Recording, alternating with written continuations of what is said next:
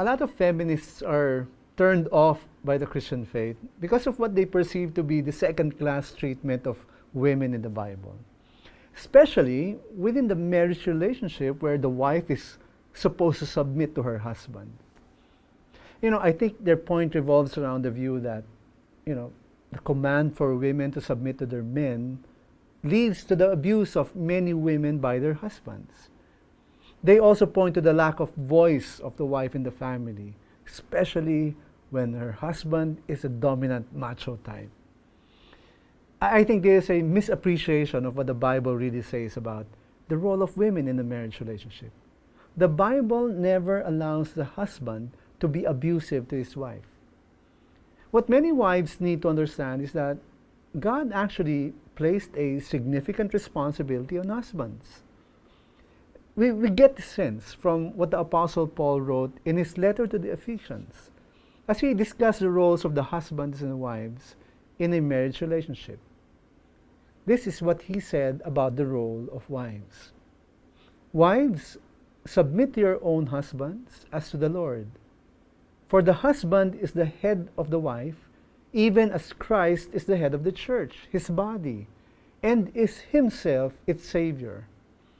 Now, as the church submits to Christ, so also wives should submit in everything to their husbands.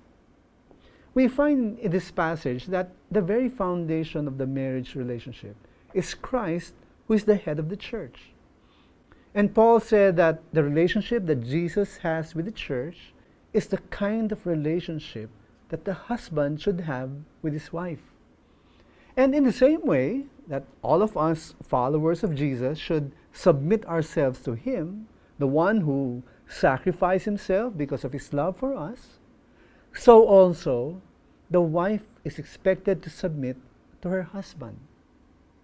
Yung klase ng pag-ibig ni Kristo sa kanyang simbahan, ang hinahanap ng Diyos na pagmamahal na dapat ibigay ni Mister sa kanyang misis. This does not mean the wife has no voice in the family. Wives are equal to their husbands in their standing before the Lord. The opinion of the wife is just as important as the opinion of the husband. Now, if they agree, then that is good.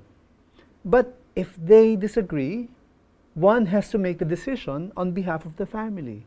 And in this case, it is the husband's decision that will be carried because he is directly accountable to God.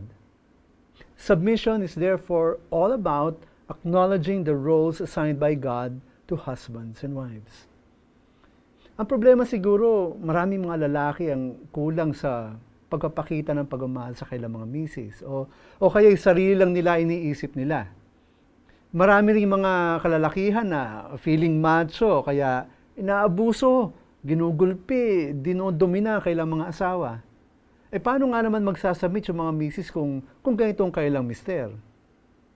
I think if husbands are just as self-sacrificing, loving, caring of their wives as the Lord is to this church, I'm sure most wives will not mind submitting to their husbands.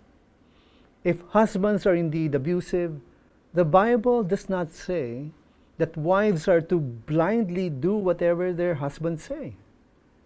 What the Bible does say is that wives are to strive to respect their husbands and submit to their humble headship out of love for Christ.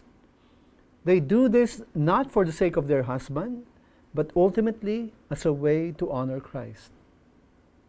So wives, if your husband is violating your rights as a person, there is always a legal recourse.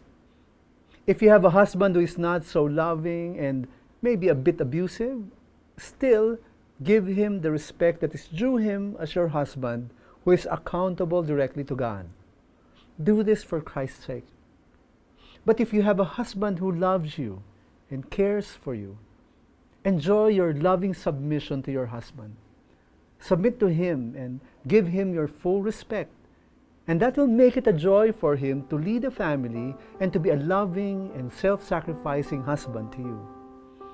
As you learn to submit to Christ's command to submit to your husband, as you do submit to the Lord, keep in mind, faith matters too.